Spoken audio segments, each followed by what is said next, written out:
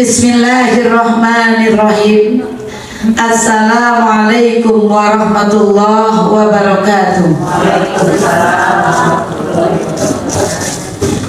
Alhamdulillahirabbil alamin. Allahumma sholli ala sayyidina Muhammad wa ala ali sayyidina Muhammad wa barik wa sallim. Ibu-ibu pimpinan majelis ta'lim, para asatidzah rahimakumullah, alhamdulillah pagi ini kita masih bisa melanjutkan kajian kita terkait dengan kewajiban suami pada istri, kewajiban istri pada suami. Alhamdulillah kita masih bisa duduk bersama di tempat ini dalam rangka menuntut ilmunya Allah Subhanahu wa Ta'ala, diberikan kesehatan, diberikan panjang umur, yang paling penting diberikan nikmat iman dan Islam. Salawat beserta salam semoga senantiasa tercurah kepada baginda Rasulullah Sallallahu Alaihi Wasallam. Jamaah pimpinan majelis ta'lim rahimakumullah, kita lihat lagi kajian kita terkait dengan suami yang istrinya membangkang, istrinya durhaka kepada suami, tapi suaminya sabar, maka suami tersebut mendapatkan pahala seperti pahalanya Nabi Allah Ayyub alaihissalam. Kenapa Ayyub? Ayyub ini adalah salah satu nabi yang disebutkan dalam sejarahnya memiliki dzu malin wa syarafin, memiliki harta yang berlimpah, kekayaan yang berlimpah, memiliki kemuliaan. Tapi udah kaya berlimpah ruah, ternaknya banyak, gedung-gedungnya banyak, usahanya banyak, pokoknya kaya deh. Ilmunya banyak, anaknya banyak, istrinya banyak. Karena kan pada zaman itu belum ada aturan istri 4, ya. Nabi Sulaiman aja istrinya 100, ya. Banyak. Ada ifrit istrinya, jin istrinya. Nah, belum ada aturan lainnya. Tapi istri banyak, anak banyak, harta benda banyak, ternaknya juga sedemikian rupa banyaknya, tapi tetap dalam tauhid kepada Allah Subhanahu wa Ta'ala. Ini Nabi Ayyub. Kok bisa disebut sabar? Kenapa?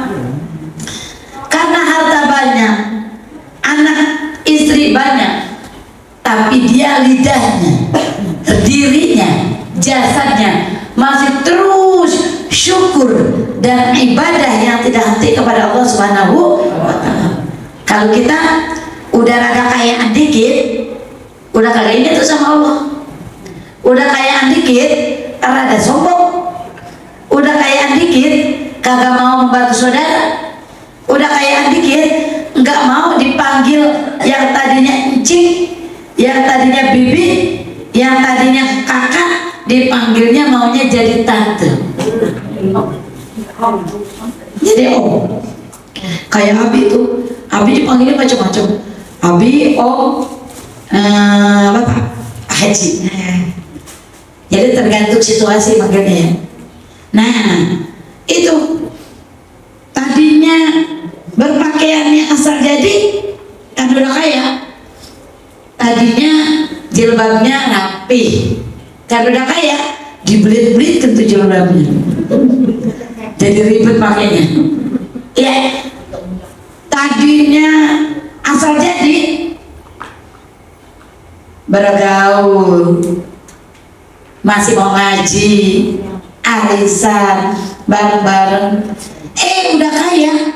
Oh, saya mah gak kenal sama dia, rada-rada belagu dikit. Pada umumnya di antara umat manusia di antara kita. Kenapa? Karena itu godaan.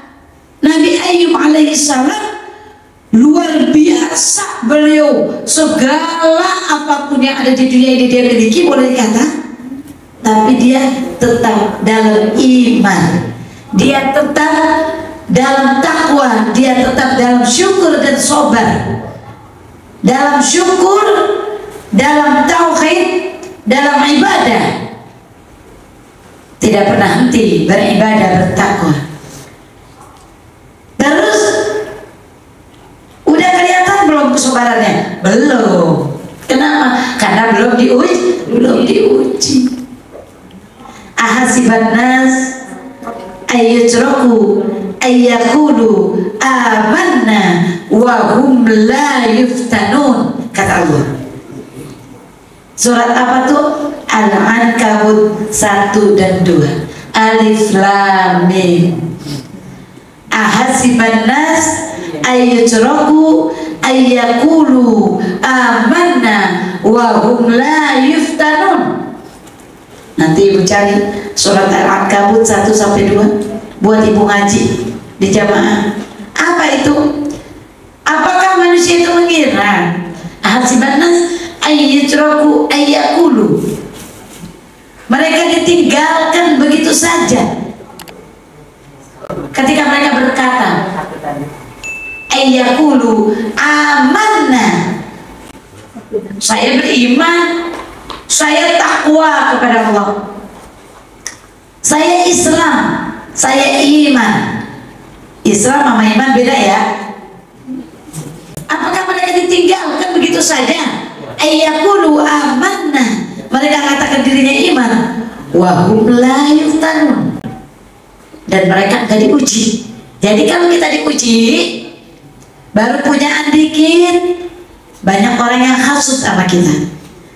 Baru punyaan dikit, dimusuhin oleh tetangga. Baru punyaan dikit, sakit. Baru punyaan dikit, dimusuhi oleh keluarga. Kullu dzi ni'matin mahsudun, segala sesuatu nikmat itu pasti akan ada yang dengki. Gak salah, kayak dikit dimusuhin, dengki. Apakah itu gak diuji namanya? Itu adalah ujian. Udah bilang beriman saya mah, imannya lurus aja, gak ada yang uji, bohong. Jadi iman itu kudu mesti diuji.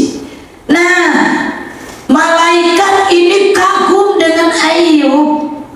Malaikat ini luar biasa menceritakan kebagusan, kehebatan Ayub alaihissalam.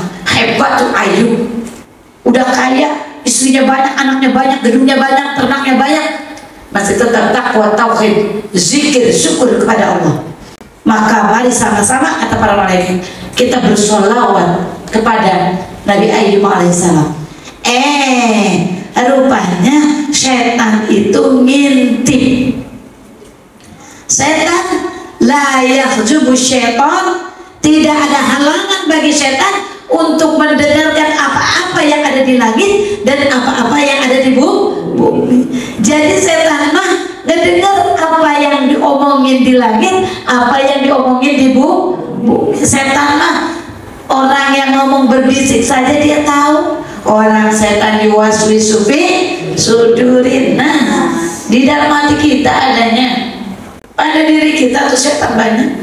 Setan dengar, ngintip kalau para malaikat itu lagi sedang bertasbih, lagi sedang, kalau para malaikat itu lagi sedang membahas terkait Ayub, kebaikan-kebaikan Ayub, ibadah Ayub, syukurnya Ayub, sholawat kepada Nabi Ayub. Bersolawat mereka, mendoakan kepada Nabi Ayub. Setan dengar. Karena setan dengar, maka setan minta izin kepada siapa? Kepada Allah Subhanahu wa Ta'ala. Apa kata setan? Nih, sama sama manusia nih. Setan ngomongnya begini. Iblis bilangnya begini, wahai malaikat, ya Allah, wajar kalau Nabi Ayub itu zikir terus. Wazar, kalau Nabi Ayub itu sholat terus, ibadah terus. Wajar, kalau Nabi Ayub itu bersyukur terus, takwa terus kepada Engkau ya Allah. Kenapa wajarnya? Karena dia serba kecukupan, karena dia enggak ada kekurangan sedikit pun. Harta banyak, ternak banyak, ternak itu termasuk harta kan? Istri banyak, anak-anak banyak, wajar kalau dia banyak syukur kepada Engkau ya Allah, karena Engkau mencukupi banyak hal kepada Ayub. Sama itu dengan kita. Apa kata kita ngomongnya? Meren dia mah punya rumah bagus juga, boleh ngedepak tanah mertuanya. Meren dia mah punya mobil cakep-cakep juga, kawin lagi juga, habis dapat warisan. Ya, pokoknya itu meren dia mah. Apa itu kerjaannya, Syekh? Yang bagus, alhamdulillah ya Ibu, alhamdulillah ya Bapak, dapat rezeki yang lebih, sehingga kami ingin mencontoh. Boleh dicontoh? Boleh. Boleh diiriin? Boleh. Siapa? Orang yang hartanya banyak dan dia rajin sedekah. Gitu. Itu boleh diiriin. Mudah-mudahan kami bisa seperti Bapak, mudah-mudahan kami bisa seperti Ibu, hartanya banyak tapi masih rajin ibadah, rajin sedekah. Bagusnya begitu, bukan meren deh meren. Ya, coba kalau dia nggak korupsi juga nggak bakalan kaya tuh. Kalau dia nggak ngedepak tanah orang tuanya, dapat warisan nggak akan kaya tuh, gitu. Iya Pak ya? Yang capek orang tua, yang nikmatin pada umumnya begitu ya? Gitu. Itu persis seperti iblis, setan. Ya Allah, meren dia mah begini ya Allah, meren Ayub mah begitu ya Allah. Kata Allah, mendengar ucapannya iblis begitu, meren. Maka kata Allah, hei iblis, Ayub mah meskipun tidak seperti itu kayaknya, tidak seperti itu hebatnya, dia tetap adalah min ibadiyas sholihin, dari golongan hambaku yang soleh. Apa kata iblis? Kata setan, kalau gitu ya Allah, minta izin ya setan, karena kata Engkau Ayub itu termasuk hambamu yang soleh, yang takwa. Boleh gak ya Allah kalau saya minta izin? Buat apa? Buat ngegoda Ayub. Oh silakan, kata Allah. Digodalah. Maka di sini disebutkan apa katanya? Ala walau ibtalaitahu la raja'an syukrika wa ta'atik. Kalau aku mengujinya, aku ngasih bala kepada Ayub, pasti Ayub itu akan berkeluh kesah. Pasti Ayub itu tidak akan taat lagi kepada Engkau ya Allah, tidak akan syukur lagi kepada Engkau ya Allah. Kata siapa itu? Iblis laknatullah. Faqalallahu lahu, maka Allah subhanahu wa ta'ala berfirman kepada siapa? Kepada iblis. Faqalallahu lahu, maka Allah berfirman kepada iblis, intalik faqad sallatuka ala mali. Kata Allah, pergilah engkau, aku kuasakan kepadamu atas hartanya. Artinya izinnya setan kepada Allah dikabulkan. Izinnya setan kepada Allah diikuti oleh Allah, dibolehkan, diizinkan, silahkan. Silahkan apa? Silahkan God, aku kuasakan hartanya Ayub kepadamu wahai setan. Jadi Allah mengizinkan setan itu disuruh ngutak-ngatik hartanya Ayub. Mengizinkan. Pantolako wa jama'a afarita syayatin wal jin. Maka berangkatlah setan itu dan dia mengumpulkan ibrit-ibrit, para ibrit. Ibrit itu nama dari jin, nama dari iblis. Wal jin afarita, jadi afarita syayatin itu namanya tentara-tentara setan. Ibrit itu tentara-tentara, namanya ibrit, tentara-tentara setan. Wal jin dan jin. Wa ma khalaqtul jinna wal insa illa liya'budun. Jadi, Bu, jangan salah. Bersama-sama kita ini ada jin, cuma nggak kelihatan. Kalau jin itu kelihatan, ibu makanannya udah habis sama jin. Jin itu Allah ciptakan mendampingi manusia. Jadi Allah ciptakan jin dan manusia berdampingan. Kenapa berdampingan? Karena semuanya, baik jin maupun manusia, tidak lain tujuannya Allah ciptakan untuk menyembah kepada Allah. Maka itu setan mengumpulkan tentara-tentara setan dan jin. Wa qala lahu, iblis itu berkata kepada mereka, qad salatu ala mali Ayyub, sesungguhnya aku telah diberi kekuasaan oleh Allah atas hartanya Ayyub. Wa qala li'ifriti minha, dan iblis berkata kepada ibrit daripadanya, i'ti al-ibil wari'aiha faharokoha, datangilah anak ontaknya, wari'aiha, dan juga para pengembalanya.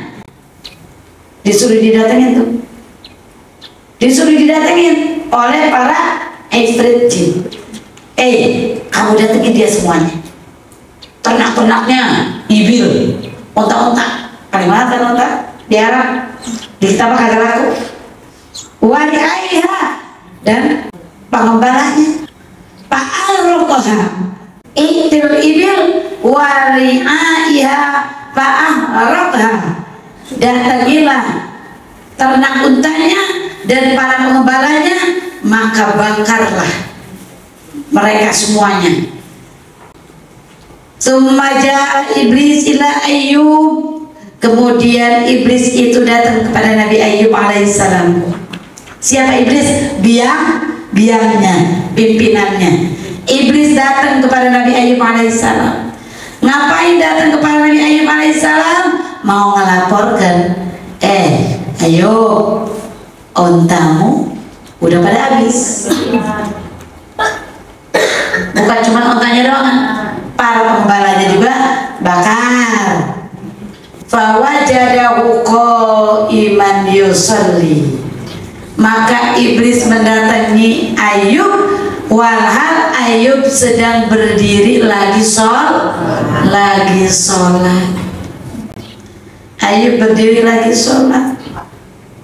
Faqala lahu, iblis berkata kepada Ayyub. Apa kata iblis? Kalau kayak kita mau begini, Yub, gue ngasih kabar kepada ente, Yub. Apa kabarnya? Lo tau gak? Onta-onta itu tuh pada kebakar. Bukan cuma onta doang dong, pengembalanya juga pada kebakar. Gak tau tuh siapa yang kebakar. Padahal yang nyuruh nyuruh siapa? Emang bukan dia yang kebakar, tapi pasukan percis itu zaman sekarang. Iya, para gembong, biang penjahat, orang punya kekuatan, nyuruh prajurit-prajuritnya, iya, untuk membinasakan orang. Dia datang, emang ngapa-ngapain? Yang ngapa-ngapain siapa? Orang percis gitu. Yang nyuruhnya datang lagi dilapor. Apa lapornya? Lapornya, tahu gak anakku pada mati? Seperti syukur. Apa katanya? Orang jahat, dia datang pakai jubah, pakai gamis, bahwa dia datang untuk ngasih tahu, Ayub, saya mau nasihati kepada kamu. Emang ada apa itu? Kenapa? Itu ternyata otak kau pada kebakar. Apa katanya? Faqala lahu, berkata iblis ini kepada Ayub, akhraqatin nar ibiluka wari'ahuha. Wahai Ayub, api telah membakar onta-onta kamu dan para pengembalanya. Kalau kayak kita apa laporan, dia mau ngasih tahu, padahal yang ngerjain dia. Harapannya apa? Harapannya supaya Nabi Ayub minta tolong. Kenapa begitu ya? Allah nggak sayang dong sama saya. Harapannya begitu. Enggak ada. Apa kata Ayub? Faqala Ayub alaihissalam. Ayub berkata, alhamdulillah huwa a'taniha wa huwa akhadaha. Apa kata Ayub? Alhamdulillah, segala puji bagi Allah, dia yang memberikannya dan dia pula yang mengambilnya lagi. Ada nggak kalau kita begitu? Ada nggak?